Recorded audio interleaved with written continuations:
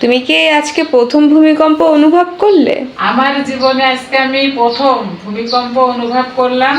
যশোরে ভয়াবহ ভূমিকম্প হয়েছে, মানে সবাই ভয় পেয়েছে। এমন ভূমিকম্প যশোরের মানুষ দেখিনি। তো আমার আত্মীয় স্বজনের কাছে আমি তো ফোন করছি, কয়েকজন ফোন ধরেছে, কয়েকজন ধরেনি। আল্লাহ সবাইকে ভালো রাখে, যেন সুস্থ রাখে।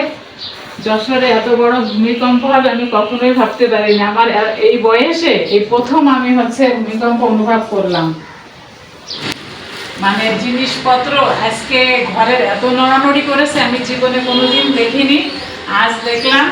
তো এখন আল্লাহ বাঁচায় রেখেছে বলে রান্না করতে হবে, যেহেতু রোজার মাস। আর এখন রান্না করতে যাচ্ছি, আমি করবো না, সব রেডি করছি। আল্লাহ বাঁচায় রেখেছে বলে এখন বেঁচে আছি। আল্লাহ সবাই ভালো রাখুক, সুস্থ রাখুক, আর যেন এত বড় বড় আল্লাহ ভূমিকম্প না দেয়।